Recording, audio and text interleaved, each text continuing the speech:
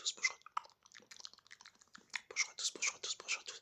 J'espère que vous allez bien et aujourd'hui on se retrouve pour le débrief. Ouais, faut le faire le débrief, on n'a pas le choix. Donc on se retrouve pour le petit débrief sur le combat entre Khamzat Chimaev et Dricus du Plessis. Avant de faire ce petit débrief, n'hésitez pas à vous abonner, à lâcher le like, et abonnez-vous. Bon, va falloir, donc comme je disais, faire ce débrief. Et quel combat dans un autre sens en fait. Il n'y a pas eu une grosse guerre. Malheureusement, c'est ça ce qu'on aurait un petit peu voulu, mais il n'y a pas eu. Donc, on va commenter du coup le combat. Donc, victoire de Khamzat Chimaev sur 5 rounds. Alors là, quelle performance de Khamzat. Déjà bravo à Khamzat parce que peu de gens auraient cru qu'il tiendrait sur 5 rounds. Parce qu'on n'arrêtait pas de dire son cardio. Là, il nous a éteint. Je vous le dis, il nous a éteint. Et je l'avais dit, ne jamais sous-estimer un combattant. Ne jamais sous-estimer un combattant. Tout le monde était là en train de le défoncer. Et aujourd'hui, il est champion. Donc, j'ai mis du temps à faire cette vidéo parce que j'étais encore sous le choc. Encore sous le choc de cette performance de la part de Khamzat. Et aussi, bravo Dricus du Plessis, parce que il a survécu à la lutte de Khamzat pendant 5 rounds. Pendant 5 rounds, il a été contrôlé pendant 5 minutes au sol, tous les rounds pendant 5 minutes. C'est une dinguerie. 5 minutes au premier round, 5 minutes au deuxième, 5 minutes au troisième, 5 minutes au quatrième, et 4 minutes 4 minutes 30 au cinquième.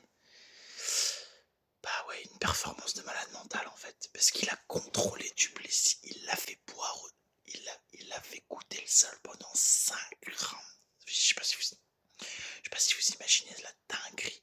Il a fait ça au champion, un des meilleurs middleweight de l'histoire.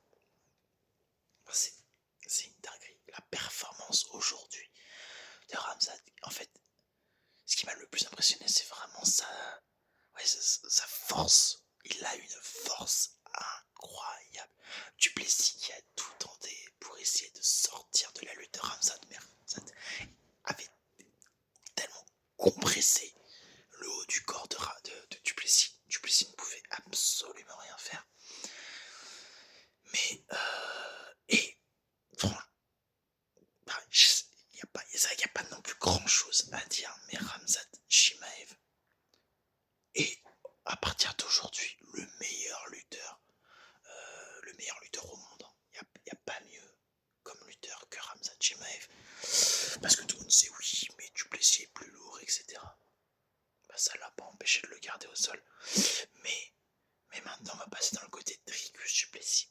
Ce qui m'a impressionné dans le combat, c'est que Dricus du Plessis n'a même pas eu comment je peux dire ça. Il n'a même pas eu à défendre des tentatives de soumission. C'est quand même assez impressionnant. Et il a super bien défendu la lutte de Khamzat Chimaev, même s'il y a eu du temps de contrôle, etc. Il a super bien défendu. C'est ce que j'ai trouvé. Il a super bien défendu la lutte de Khamzat Chimaev. Et là on arrive au cinquième round. Et là, je crois que même moi, c'est pour ça que je me dis, putain, mais il aurait peut-être pu le faire, du Plessis. Et à un moment donné, il y a une petite erreur, mais une petite erreur de Chimaev au sol. Duplessis prend le dos de Chimaev. Oui, c'est une dinguerie ce que je suis en train de vous dire. Oui, Duplessis a pris le dos de Khamzat Chimaev. Oui, je sais les gars, vous êtes étonnés encore. Pour ceux qui n'ont pas fait le combat au moment du débrief, oui, il s'est fait prendre le dos. Et Duplessis a, lui par contre, tenté une tentative de soumission. Et on y a cru les gars, on y a cru jusqu'au bout. On s'est dit, non, Duplessis, tu vas pas le faire. Il était pas loin de le faire. Mais le problème, c'est qu'il restait 30 secondes. Mais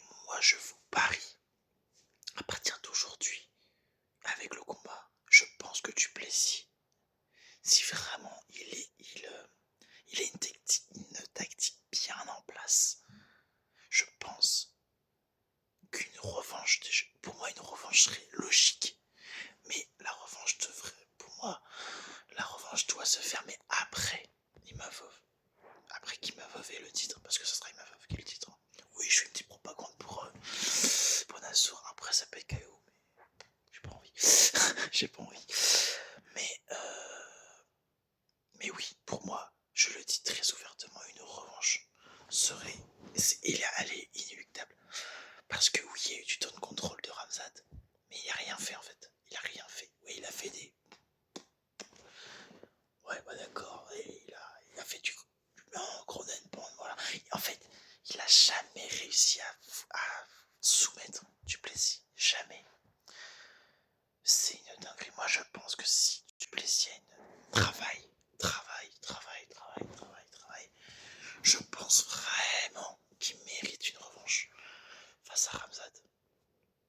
Pour moi, ça serait même logique.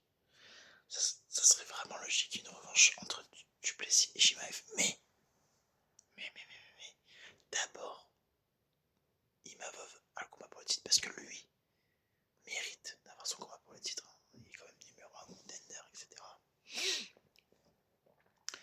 Mais ouais, là, je suis encore sous le choc. Je pensais pas du tout que ça allait se passer comme ça. Je savais que Ramzat était extrêmement fort. Mais je pensais pas du tout que ça allait se passer comme ça. Mais au moment que Duplessis a failli soumettre Ramzat, là je me suis dit, oh, ah ouais, ah ouais.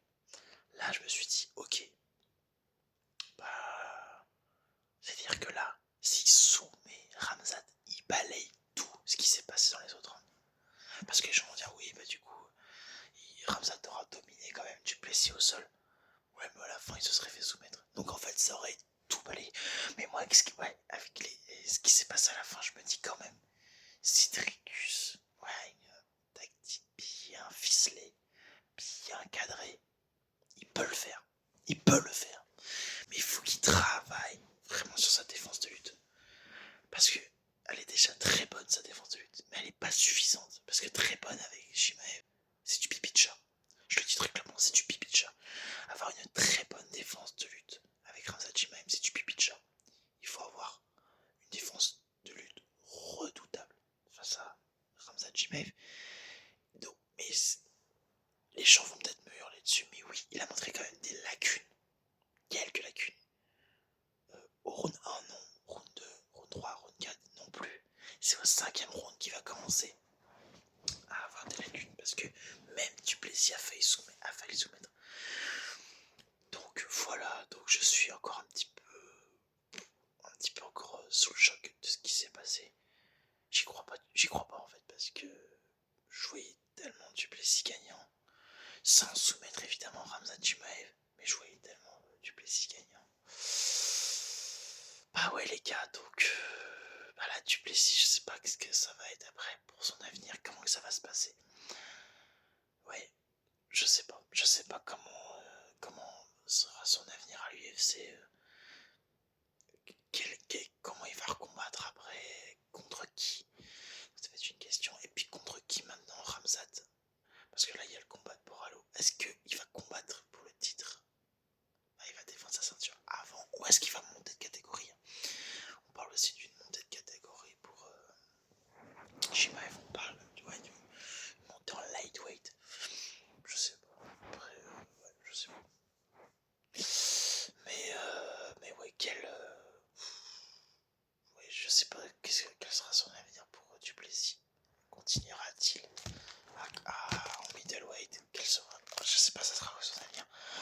Pour moi, je le dis encore une fois, il mériterait une revanche. Il mériterait une revanche parce que au 5e round, vraiment, il aurait pu se passer tellement de choses. Vraiment, c'était hyper serré à la fin. Il aurait pu se passer vraiment des dingueries. Vraiment des dingueries. Et n'oublions pas qu'avant une année au sol de Ramzat, Ramzat se prend un énorme kick. Un kick bien placé. Ouais. Je pense vraiment qu'il aurait pu se passer plusieurs choses. Mais je suis sûr que Duplessis aurait pu le faire s'il avait une tactique bien plus ficelée et qu'il aurait plus travaillé sa défense de lutte. Parce qu'on parle... Oui, la défense de lutte était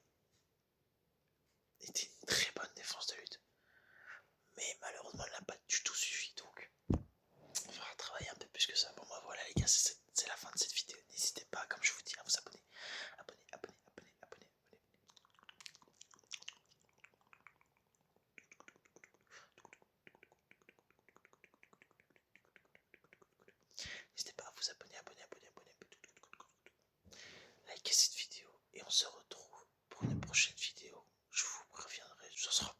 Donc du coup, oui, voilà, je serai de retour pour la finale de Cincinnati en débrief ASMR. C'était ASMR Sport